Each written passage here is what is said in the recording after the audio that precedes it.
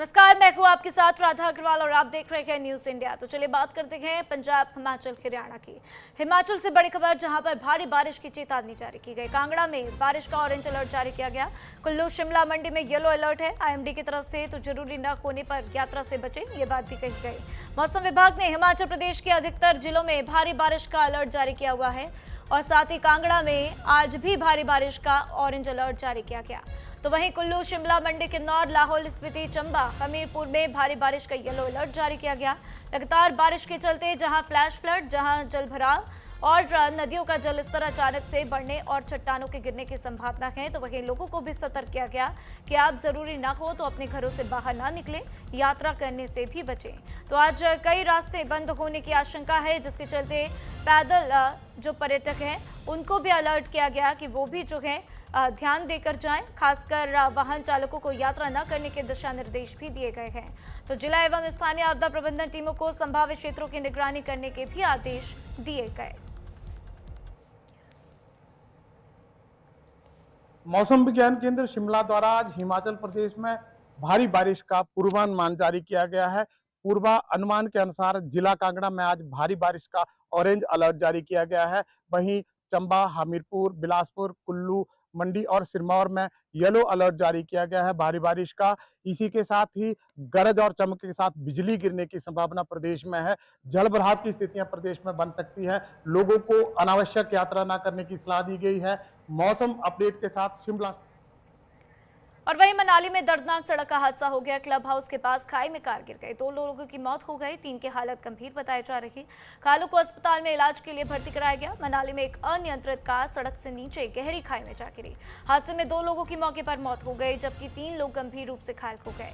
सूचना मिलते ही मनाली पुलिस की टीम तुरंत मौके पर पहुंची। स्थानीय लोगों की मदद से राहत एवं बचाव कार्य भी शुरू किया गया। पुलिस ने मृतकों के शवों को कब्जे में लेकर पोस्टमार्टम के लिए भेज दिया है और घायलों को उपचार के लिए नजदीकी अस्पताल भी पहुंचाया गया, जहां उनकी हालत नाजुक बनी हुई है।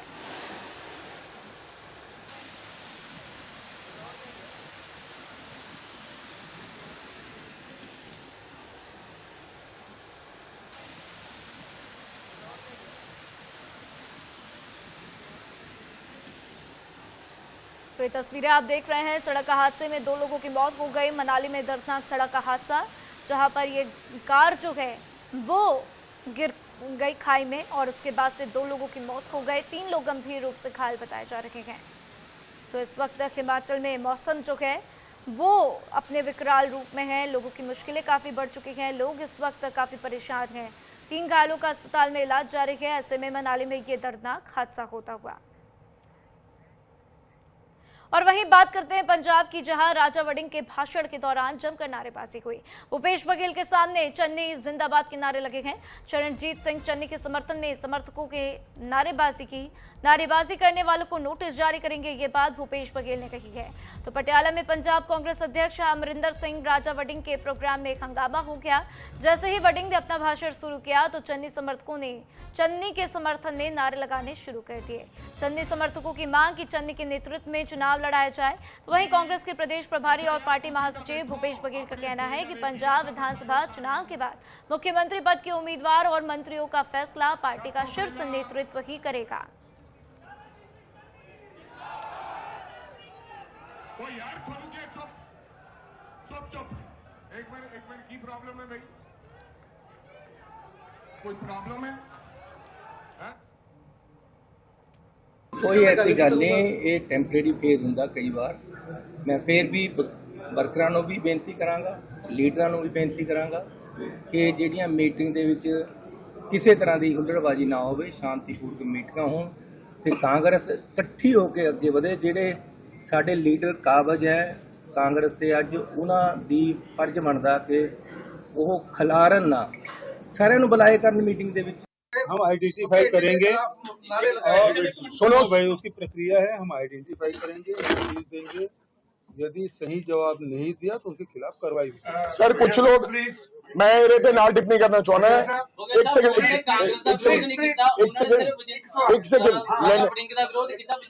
सुनो। अरे भाई सुनो, पहली गल तो कांग्रेस के बंदे जे कोई होया आइडेंटिफाई कर लिया जाऊगा, भूपेश बघेल जी का जो हुक्म है। दूसरी गल, ਜਿਹੜੇ ਤੁਸੀਂ ਨਾਂ ਲੈਂਦੇ ਹੋ ਮੈਨੂੰ ਨਹੀਂ ਪਤਾ ਉਹ ਕਿਹੜੇ ਕੋਈ ਜ਼ਿਲ੍ਹਾ ਪ੍ਰੀਸ਼ਦ ਮੈਂਬਰ ਹੈ ਜਿਨ੍ਹਾਂ ਨੇ ਇਹ ਕੰਮ ਕੀਤਾ ਉਹਨਾਂ ਦੇ ਖਿਲਾਫ ਤੁਰੰਤ ਅਗਰ ਕੋਈ ਸੀਗਾ ਕਾਂਗਰਸੀ ਉਹਦੇ ਵਿੱਚ ਇੱਕ ਜਾਂ ਦੋ ਤੁरंत ਉਹਨੂੰ ਪਾर्टी ਦੇ ਵਿੱਚੋਂ ਕੱਢਿਆ ਜਾਏਗਾ। बात और कहना चाहूंगा, ਕੱਢਿਆ ਜਾਏਗਾ। जब वंदे मातरम सुनो तो भाई, जब वंदे मातरम पुराना बंदा है, नहीं कर रहा। तब भी वो लोग नारे लगा रहे हैं। एक मिनट सुनो, ये बहुत गंभीर मामला है।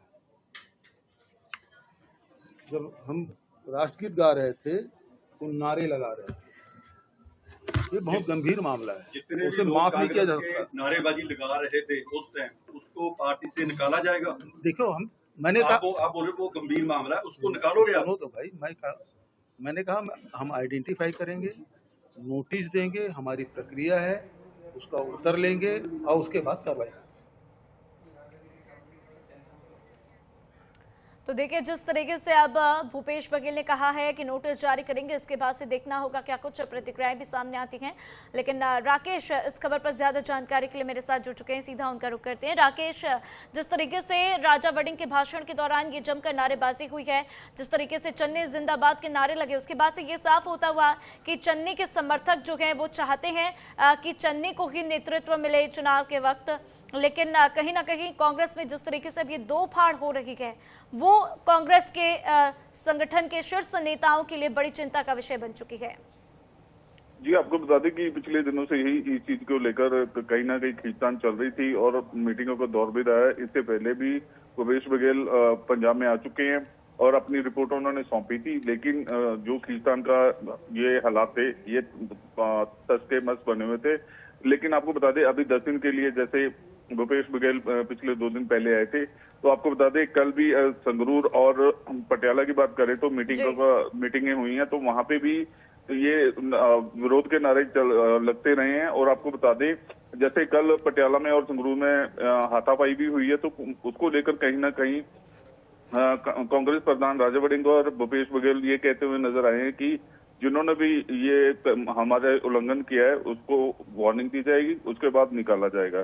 तो कहीं ना कहीं अगर देखा जाए तो पार्टी में फूट होती हुई नजर आ रही है। और आपको बता दें आज दूसरा दिन है, बरनाला में मीटिंग हो रही है और पार्टी के सोर्सेज से अभी जानकारी मिल रही है, वहां पे भी ये जो चन्नी के समर्थक हैं उनकी तरफ से विरोध होता हुआ नजर आ रहा है। तो कहीं ना कहीं पार्टी में फूट पड़ती हुई नजर आ रही है। तो इसका खामियाजा कहीं ना कहीं कांग्रेस को आने वाले इलेक्शन में जरूर देखना होगा। जी बिल्कुल राकेश, और पंजाब में 27 में चुनाव होने हैं, जहां सभी पार्टियां कोशिश में जुटी हैं कि इस बार अच्छा प्रदर्शन करें, चुनाव अपने नाम करें, तो वहीं कांग्रेस की ये दो फाड़ कितनी बड़ी उसके लिए एक चुनौती बनकर सामने आएगी, वो भी हम आपसे विस्तार से जानना चाहेंगे।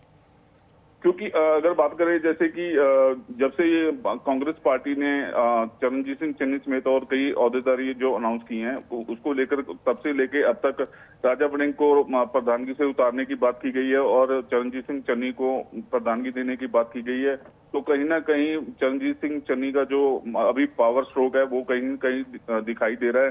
पंजाब के किसी भी हिस्से में अगर देखें तो 80% के आसपास जो है जो समर्थक हैं, चाहे वो पार्टी के हैं चाहे उनके चाहने वाले हैं, तो कहीं ना कहीं देखें तो चन्नी की सपोर्ट सबसे ज्यादा दिखाई दे रही है। लेकिन दूसरी तरफ पिछली बार जो भूपेश बघेल आए थे तब भी उन्होंने कहा था कि ये जो फैसला नहीं बदला जाएगा। तो कहीं ना कहीं अगर कांग्रेस हाईकमांड अगर इसके ऊपर अड़ी रहती है तो कहीं ना कहीं इलेक्शन में इसका जो डेंट और नुकसान कांग्रेस को भुगतना पड़ सकता है। जी बिल्कुल, और ऐसे में कांग्रेस को बहुत बड़ा नुकसान होता हुआ आने वाले वक्त में साफ तौर पर नजर आता हुआ। लेकिन अब जिस तरीके से राकेश भूपेश बघेल ने कहा है कि नारेबाजी करने वालों के खिलाफ नोटिस जारी करेंगे, क्या कुछ प्रतिक्रियाएं निकलकर सामने आती हुई? जी आपको बता दें जैसे हमने बताया कि आज बरनाला में भी अभी सोर्सेज के हवाले से जो हमें जानकारी मिली है, अभी वहां पे भी एक प्रोग्राम चल रहा था, वहां पे भी चरणजीत सिंह चन्नी को लेकर नारे लगे हैं, तो वहां पे भी विरोध होता हुआ दिखाई दे रहा है। इसका मतलब यही है कि आने वाले 4 से 5 दिन है जहां जहां प्रोग्राम होगा वहां पे उनके समर्थक जो हैं उनके चरणजीत सिंह चन्नी के हक में उतरते हुए दिखाई देंगे। तो अभी देखना होगा कि भूपेश बघेल यहाँ से जाते हैं, क्या फैसला होता है, या आने वाले दिनों में चरणजीत सिंह चन्नी को प्रधानगी दी जाती है। और ऊपर से अगर बात करें वैसे अगर भूपेश बघेल या राजा वड़िंग है वो हमेशा यही कहते आए हैं कि हमारी पार्टी एक है, हम सब एक है। लेकिन कहीं ना कहीं ये जो फूट दिखाई दे रही है, कहीं ना कहीं पार्टी को बहुत बड़ा नुकसान आने वाले दिनों में मिल सकता है। जी बिल्कुल राकेश, और ऐसे में जो बड़ा नुकसान होने की आशंकाएं जताई जा रही हैं वो कहीं ना कहीं बहुत भारी पड़ती हुई कांग्रेस को नजर आएगी। तमाम जानकारियों के लिए आपका बहुत बहुत शुक्रिया राकेश। तो देखिए, ज्ञानी हरप्रीत सिंह का केंद्र सरकार पर बड़ा आरोप है, गुरुद्वारा प्रबंधक कमेटी के चुनाव में देरी के लिए केंद्र जिम्मेदार। तो साथ ही आगे कहा कि पूरी कम्युनिटी को एक झंडे के नीचे आने की जरूरत है। भूलथ में शिरोमणि गुरुद्वारा प्रबंधक कमेटी के पूर्व प्रेसिडेंट बीबी जागीर कौर की लीडरशिप में मीटिंग हुई। मीटिंग में अकाल तख्त साहिब और दमदा साहिब के पूर्व जत्थेदार सिंह साहिब ज्ञानी हरप्रीत सिंह और उनकी पूरी टोली ने हिस्सा लिया। उन्होंने पंथिक मुद्दों पर अपने विचार भी साझा किए। पंथिक मुद्दों पर अपनी आवाज उठाते हुए उन्होंने कहा कि आज पंजाब का पूरा पंथ एक बहुत बड़े मोड़ पर है, जहां पूरी कम्युनिटी को एक झंडे के नीचे आने की जरूरत है। शिरोमणि गुरुद्वारा प्रबंधक कमेटी के चुनाव न होने के लिए केंद्र सरकार की देरी जिम्मेदार है। उन्होंने मांग की कि लंबे समय से जेलों में बंद सिख कैदियों की रिहाई की लगातार मांग भी की जा रही है, तो जबकि जेल में बंद सिखों को जल्द रिहा किया जाना चाहिए, ये बात भी उनकी तरफ से कही गई।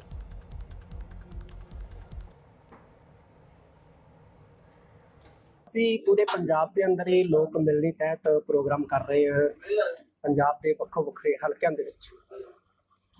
ਔਰ ਅੱਜ ਪਲੱਥ ਹਲਕੇ ਦੇ ਵਿੱਚ ਸਾਡੇ ਸਤਿਕਾਰਯੋਗ ਬੀਬੀ ਜਗੀਰ ਕੌਰ ਜੀ, ਜੋ ਸ਼੍ਰੋਮਣੀ ਗੁਰਦੁਆਰਾ ਪ੍ਰਬੰਧਕ ਕਮੇਟੀ ਦੇ ਪ੍ਰਧਾਨ ਰਹੇ ਨੇ ਤੇ ਸ਼੍ਰੋਮਣੀ ਇਸਤਰੀ ਅਕਾਲੀ ਦਲ ਦੇ ਪ੍ਰਧਾਨ ਵੀ ਨੇ, ਸਾਡੇ ਸੀਨੀਅਰ ਲੀਡਰ ਨੇ, ਉਹਨਾਂ ਵੱਲੋਂ ਹਲਕਾ ਪਲੱਥ ਦੇ ਵਿੱਚ ਇਹ ਲੋਕ ਮਿਲਣੀ ਤਹਿਤ ਇੱਕ ਪ੍ਰੋਗਰਾਮ ਜਿਹੜਾ ਉਹ ਕੀਤਾ ਗਿਆ ਹੈ। बहुत वड्डी गिनती ਦੇ ਵਿੱਚ ਹਲਕੇ ਦੇ ਲੋਕਾਂ ਨੇ ਜਿਹੜਾ ਹੈ ਉਹ ਸ਼ਮੂਲੀਅਤ ਕੀਤੀ ਹੈ ਔਰ ਅਸੀਂ ਇਹਨਾਂ ਲੋਕਾਂ ਨੂੰ ਪਾਰਟੀ ਦੇ ਵਰਕਰਾਂ ਨੂੰ ਇਹ ਦੱਸਿਆ ਹੀ ਹੈ ਕਿ ਆਪਾਂ ਰਲ ਮਿਲ ਕੇ ਪੰਜਾਬ ਜਿਹੜਾ ਇਸ ਵਕਤ ਚੁਣੌਤੀਆਂ ਦਾ ਸਾਹਮਣਾ ਕਰ ਰਿਹਾ ਹੈ ਔਰ ਬਹੁਤ ਸਾਰੀਆਂ ਚੁਣੌਤੀਆਂ ਨੇ ਪੰਜਾਬ ਨੂੰ ਘੇਰ ਰੱਖਿਆ ਹੈ, ਉਹਦੇ ਲਈ ਇਕਜੁੱਟ ਹੋਈਏ। और वहीं देखिए, मानसून के मौसम में लोग डायरिया, मलेरिया, डेंगू जैसे रोगों से ग्रस्त हो जाते हैं, जिसको लेकर पंजाब में स्वास्थ्य विभाग बेहद गंभीर है। जिला मेडिकल अधिकारी डॉक्टर हरमिंदर सिंह ने बताया कि कैसे इन बीमारियों को मात दी जा सकती है।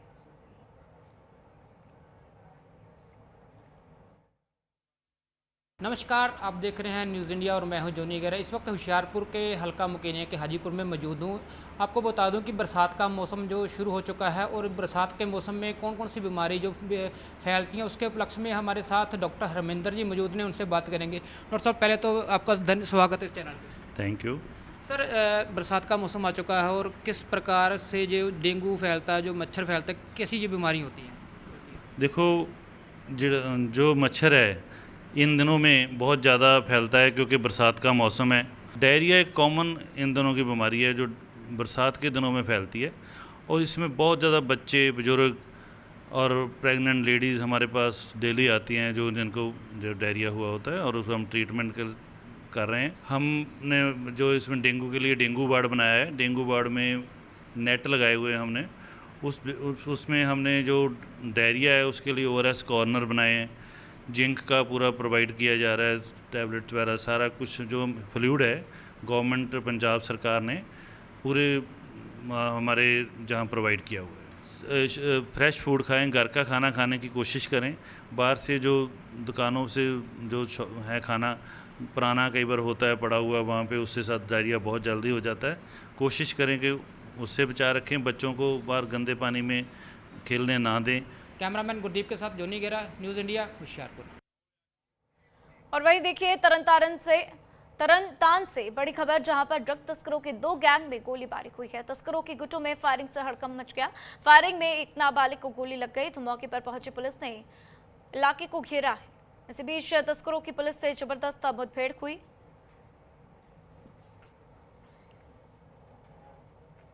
तो मुठभेड़ में तस्कर को गोली लग गई है, पुलिसकर्मी भी घायल होता हुआ। तरनतारन से एक खबर, जहां पर मुरादपुरा इलाके में ड्रग तस्करी करने वाले 2 गैंग के बीच फायरिंग में गली में खेल रही एक 3 साल की बच्ची घायल हो गई। सूचना मिलते ही पहुंची पुलिस ने इलाके को घेरकर तस्करों को ललकारा। इस दौरान तस्करों ने पुलिस पर ताबड़तोड़ गोलियां बरसा दी।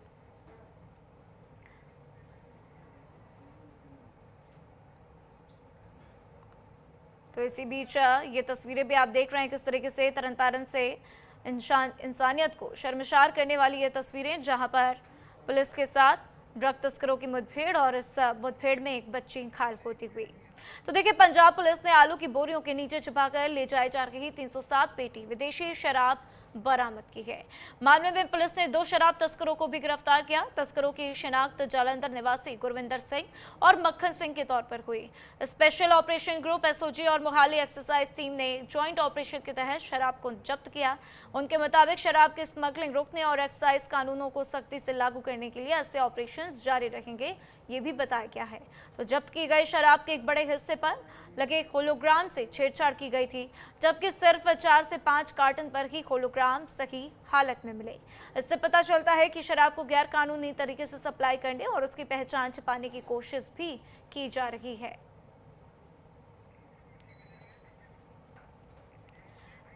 और वहीं हरियाणा के मुख्यमंत्री नायब सिंह सैनी ने प्रधानमंत्री मोदी के नशा मुक्त भारत अभियान की सराहना की।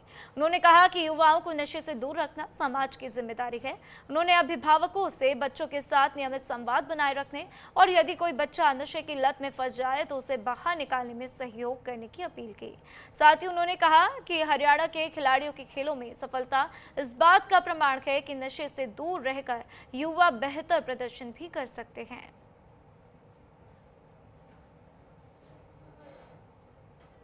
देखिए, भाजपा की तैयारी बड़ी है और भारतीय जनता पार्टी इत्थे चुनाव लड़ूगी और पंजाब के लोकी मोदी जी के नाल चल के इत्थे सरकार बनावांगे और जिहड़ा पंजाब राजनीतिक इच्छा शक्ति के कारण उन्हां दे घोषणावां दे कारण उन्हां दी जिहड़ियां उन्होंने गल्लां कही उहदे कारण पिछे चलिया गया सी।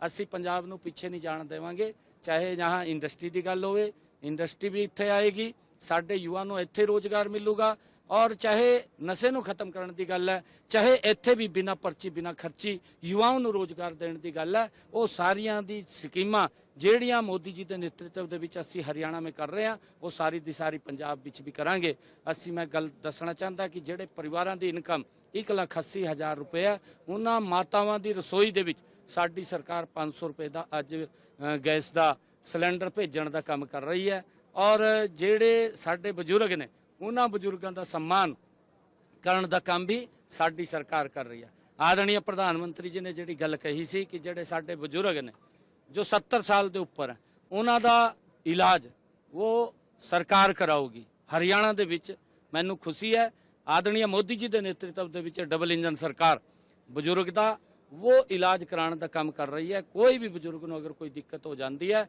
आयुष्मान योजना के तहत उसका इलाज कराने का काम साडी सरकार कर रही है। उसदे लिए भी मैंने 8 करोड़ रुपए जदों तो प्रधानमंत्री जी ने घोषणा की साडी सरकार ने उन्होंने लागू किया।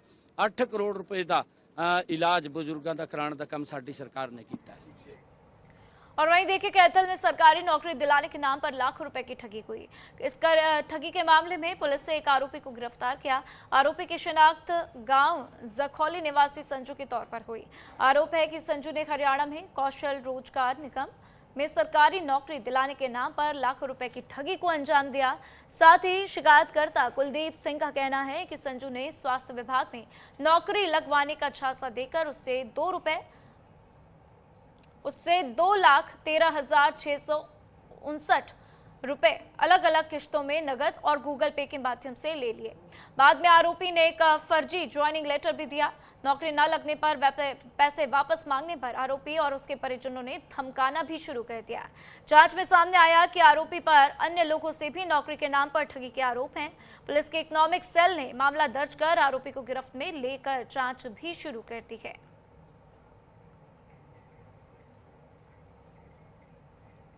और वहीं रोहतक में एक शख्स का खून से लथपथ शव उसी के घर से बरामद हुआ।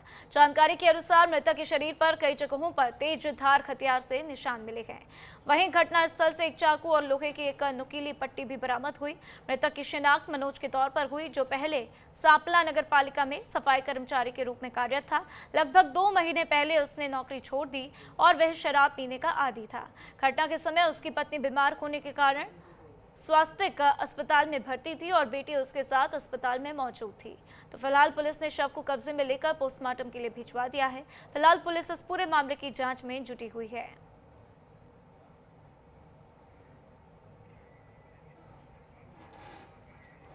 और वहीं पानीपत में रिश्तों को शर्मसार करने का मामला सामने आया, जिसमें आरोप है कि एक सौतेली मां ने नाबालिग बच्ची से खुद के 18 वर्षीय सगे बेटे के हाथों अनेकों बार दुष्कर्म करवाया। मामला सामने आते ही महिला आयोग ने स्वतः संज्ञान लिया और पानीपत पुलिस अधीक्षक को फोन किया, लेकिन उन्होंने हरियाणा राज्य महिला आयोग की अध्यक्ष उषा प्रियदर्शी का फोन नहीं उठाया। मजबूरन उषा प्रियदर्शी ने वीडियो संदेश जारी किया, जिससे पुलिस विभाग में हड़कंप भी मच गया। आज अभी अभी मेरे सामने पानीपत से एक हैवानियत का मामला सामने आया है, जिसके अंतर्गत एक सौतेली माँ अपने 18 साल के बेटे के साथ मिलकर के अपनी 12 साल की बच्ची के साथ कुकर्म को अंजाम दे रही थी, जिसके चलते आज मैंने एसपी पानीपत से संपर्क करने का पिछले 2 घंटे से मेरा प्रयास जारी है। अभी तक मेरा उनसे संपर्क नहीं हो पाया है, जो कि बहुत ही दुर्भाग्यपूर्ण है। फिर मैंने एसएचओ पानीपत कैंप से बात की, उनके द्वारा पता चला कि इसके अंदर कार्रवाई चल रही है। और वहीं गुरुग्राम में कूड़े को लेकर 2 पक्षों में विवाद बढ़ने पर 2 पक्षों में जमकर लाठी डंडे चले, जिसका वीडियो सोशल मीडिया में वायरल हो रहा। आरोप है कि बीजेपी पार्षद पति ने सोसाइटी में घुसकर एक व्यक्ति से मारपीट की थी और साथ ही सोसाइटी की महिला को पार्षद पति के घर की महिलाओं ने भी पीटा। बताया जा रहा कि गुरुग्राम वार्ड नंबर 15 से पार्षद पति मनीषा हरसाना सत्ता की खनक में गुंडागर्दी की। सूचना पाकर मौके पर पहुंची पुलिस पर उपद्रवियों को गिरफ्तार न करने का भी आरोप है।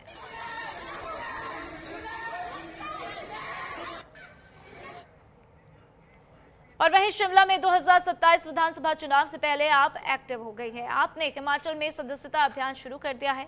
सभी 68 विधानसभा सीटों पर अभियान चलाया जा रहा, तो कार्यकर्ता घर घर पहुंचकर प्रचार भी कर रखे गए। हिमाचल प्रदेश में 2027 में होने वाले विधानसभा चुनाव से पहले आम आदमी पार्टी ने अपनी राजनीतिक तैयारियां तेज कर दी गए। आम आदमी पार्टी ने आज से प्रदेश भर में सदस्यता अभियान शुरू कर दिया। यह अभियान राज्य के सभी 68 विधानसभा क्षेत्रों में चलाया जा रहा, जिसमें शिमला में भी पार्टी कार्यकर्ता लोगों के बीच पहुंचकर वहां पर आम आदमी पार्टी के कार्यक्रमों और नीतियों का प्रचार कर रखे गए। नए सदस्यों को पार्टी से जोड़ने की कोशिश की जा रही है, ताकि चुनाव आते आते ज्यादा से ज्यादा कार्यकर्ताओं को, नेताओं को इकट्ठा किया जा सके।